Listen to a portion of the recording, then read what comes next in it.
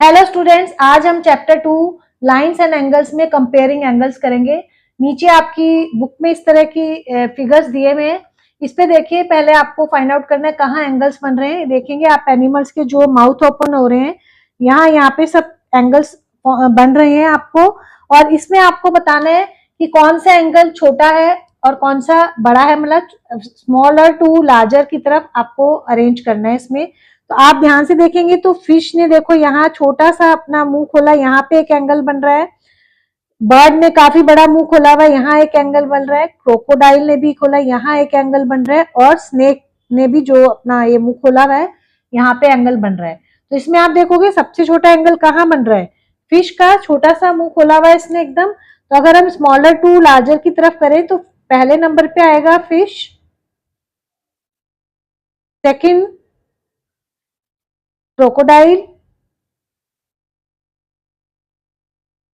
Third number पे है snake और फोर्थ नंबर पे है बर्ड। अब इसमें कई बच्चे क्रोकोडाइल का सोचते हैं बड़ा है एंगल, क्योंकि वो देखने में ऐसे बड़ा लग रहा है, और स्नेक का छोटा सा लग रहा है। लेकिन आपको ये पता होना चाहिए कि एंगल क्या होता है। इन दोनों के बीच का ये स्पेस, दोनों रेज हैं अगर ये, तो इनके बीच का स्पेस एक्चुअल में एंगल है। रेज कितनी बड़ी है छोटी है उससे कोई फर्क नहीं पड़ता। तो यहाँ देखो ये स्पेस ज्यादा है, यहाँ कम है, इसलिए सेकंड नंबर पर क्रोकोडाइल आएगा, थर्ड नंबर पर स्नेक आएगा। तो ये तो हमने देख के आप कंपेयर किया। अब क्या ये पॉसिबल है कि हर बार सिर्फ हम उसको ऑब्जर्व करके एंगल्स को, दो एंगल्स को बताएं कौन सा छोटा है कौन सा बड़ा है? तो आप इन एंगल्स में देखेंगे कि इन दोनों के एंगल को, ये एक एंगल है, ये और ये, इनको अगर आप देखोगे तो आप कॉन्फिडेंटली नहीं कह पाओगे कि इसमें कौन सा बड़ा है कौन सा छोटा है। सिमिलरली इनको, इसको और इसको ऑब्जर्व करोगे तब भी आप कॉन्फिडेंट नहीं रहोगे। बता तो दोगे लेकिन आप कॉन्फिडेंटली नहीं कह पाओगे कि कौन सा एंगल बड़ा है कौन सा छोटा है। इसमें आपका गैप काफी था, डिफरेंस था कि एकदम छोटा है एकदम बड़ा है। इसी तरह इसमें भी देखोगे ये जो स्पेस है एकदम कम है, ये ज्यादा है, तो आप बता सकते हो। तो अभी इसमें पहले लिखा है आपको label each angle, how will you compare them. तो आप इनको कैसे कंपेयर करोगे? तो पहले तो इनको लेबल करना है, हम लेबल कर लेते हैं। ये कर लेते हैं इसे ए बी, ये सी, तो इसका क्या नाम हो जाएगा? Angle A B C. यहां इसको दे देते हैं पी क्यू आर, क्या हो जाएगा? Angle P Q R. इसको दे देते हैं हम आर एस टी, तो क्या हो गया एंगल का नाम? R S T. ये वाला दे देते हैं कोई नाम, एक्स ओ वाई, तो इसका क्या नाम हो गया? Angle X O Y. तो आप देखेंगे हर बार पॉसिबल नहीं है हम कंपेयर करें। तो इस बार हम आपको एक वो प्रोसेस करेंगे, एक टर्म आपको है सुपर इम्पोजिशन, मतलब एंगल्स को कैसे कंपेयर करेंगे by super imposition. Super imposition का मतलब क्या होता है ये देखेंगे। पहले हम देखो, ये जैसे दो एंगल दिए हुए हैं आपको ए बी सी और पी क्यू आर। तो सुपर इम्पोजिशन का मतलब है कि इसका वर्टेक्स और इसका वर्टेक्स एक दूसरे को ओवरलैप करें, और ये वाली एक रे उसको ओवरलैप करके अगर हम रखें तो उसके बाद देखेंगे जो दूसरी वाली रे है, इनका डिफरेंस आपको बता देगा कि कौन सा एंगल छोटा है कौन सा बड़ा है। इसमें आप देखोगे कि ए बी सी, जो ये वाली जो रे है ए बी एंगल की, ये पी क्यू आर के अंदर आ रही है, इनसाइड पी क्यू आर है। तो इससे देख के हमें पता लग रहा है कि जो एंगल ए बी सी है वो छोटा है पी क्यू आर से। ये जो आपका फिगर बना हुआ है ये आफ्टर सुपर इम्पोजिशन है, आफ्टर सुपर इम्पोजिशन। मतलब इस तरह की फिगर आपको मिलेगी सुपर इम्पोजिशन के बाद, जब हम दो एंगल्स को एक के ऊपर एक रखेंगे। तो अब आपको देखो कि ये हो गया। नेक्स्ट है आपका, अगर दोनों एंगल इक्वल हैं तब क्या होगा? दोनों एंगल इक्वल हैं तो देखो ये वाला एंगल है, ये भी इक्वल है, तो कैसे पता लगेगा इक्वल है कि नहीं? तो इनकी दोनों आर्म एक दूसरे को ओवरलैप करेंगी और वर्टेक्स भी पूरी तरह एक दूसरे के ऊपर आ जाएगा, और इस तरह आपको फिगर दिखाई देगी।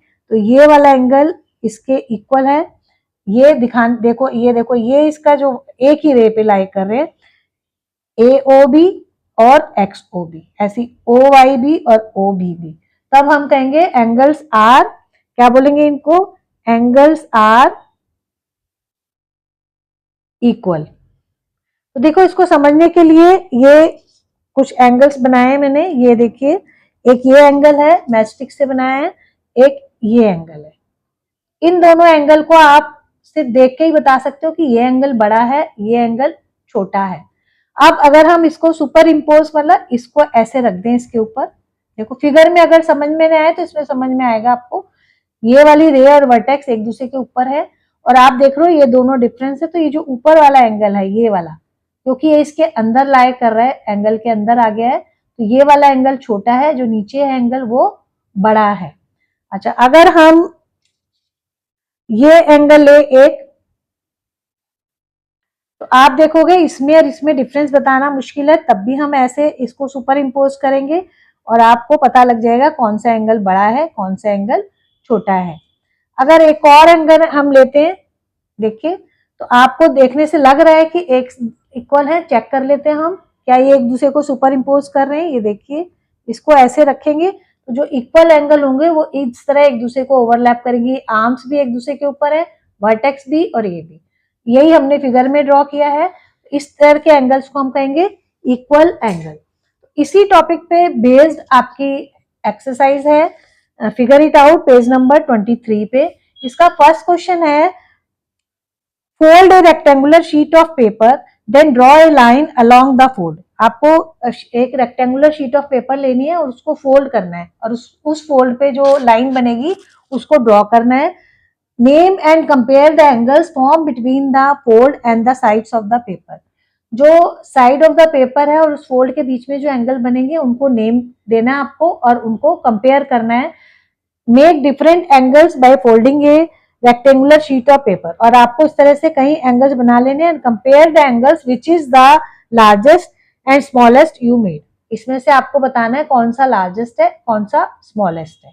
तो देखिए ये आपको मैंने कुछ रेक्टेंगल्स बनाए हैं, ये इसमें देखो ऐसे फोल्ड करोगे तो ये लाइन बन जाएगी। इसको अगर हम ड्रॉ कर लेते हैं,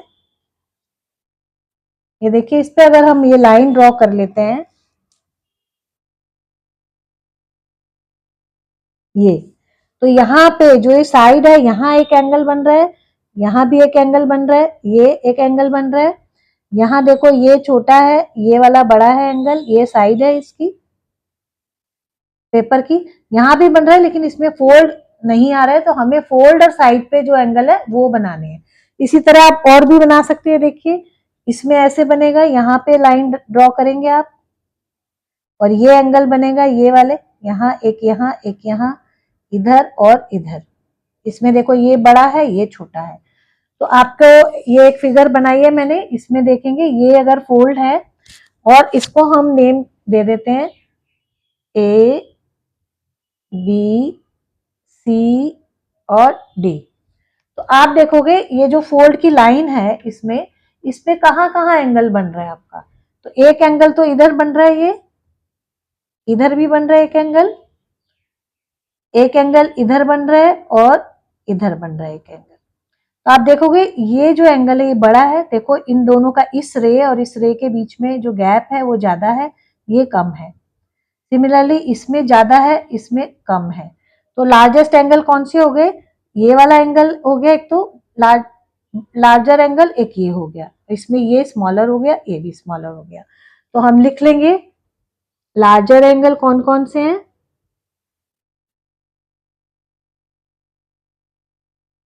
ये वाला है लार्जर, ये वाला ए, इसको भी नेम दे देते हैं हम सी डी ई एफ।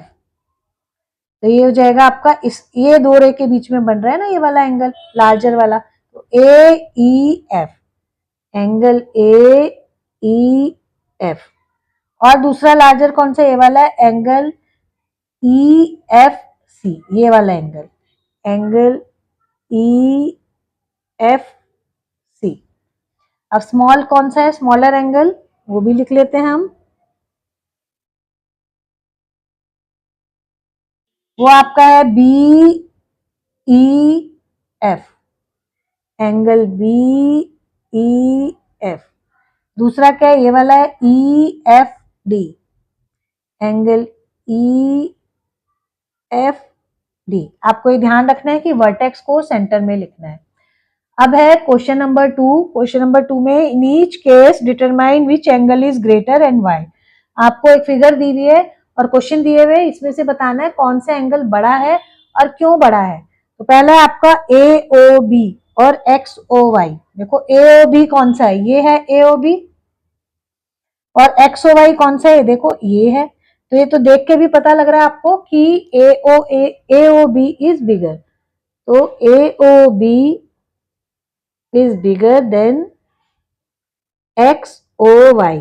अब इसमें बोला है कि आपको बताना भी है कि क्यों बड़ा है। क्यों? क्योंकि जो एक्स ओ वाई एंगल है वो इसके अंदर ही आ रहा है।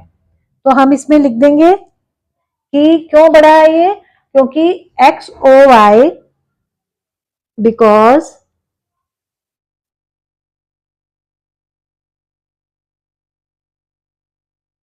Angle X O Y lies in angle A O B. इसके अंदर ही बना है तभी तो छोटा होगा ना ये। सेकंड देखो ए ओ बी, तो यही वाला एंगल है, और दूसरा है X O B. X O B कौन सा हो जाएगा, ये वाला। तो इसमें भी देखोगे कि जो एक्स ओ बी है वो इसी के अंदर है, ए ओ बी के अंदर ही। देखो ये वाली रे इसके अंदर आ रही है, इसका जो रोटेशन है यहां से यहां तक जो जाएगी ये कम है, ये देखो एंगल ऑफ रोटेशन। तो हम लिखेंगे angle A O B is greater than angle X O B, और because angle X O B lies in angle A O B. See देख लेते हैं हम, एक्स ओ बी, ये वाला एंगल एक्स ओ बी, और X O C. X O C कौन सा है, ये वाला। तो आप देखोगे दोनों सेम है, तो इक्वल है। क्यों? क्योंकि एक्स ओ तो सेम ही है रेन की, और बी जो है ओ सी पे ही लाई कर रहा है। तो हम लिखेंगे angle X O B is equal to angle X O C. Why? Because vertex of both angle is same and rays superimpose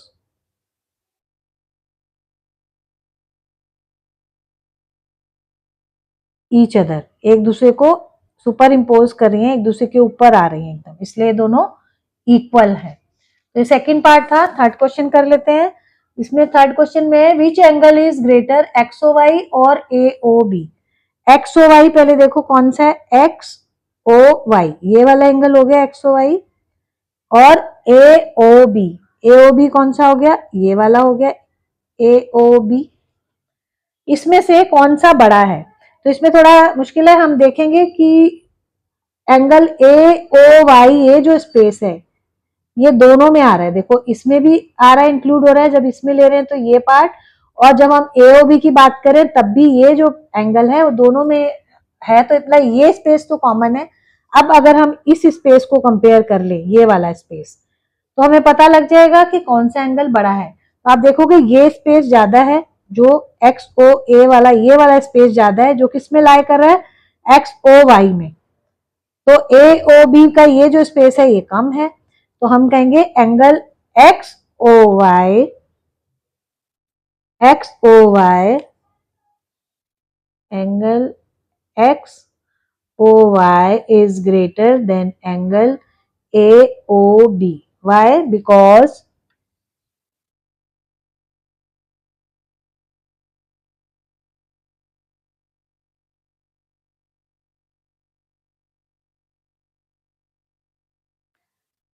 angle AOY is common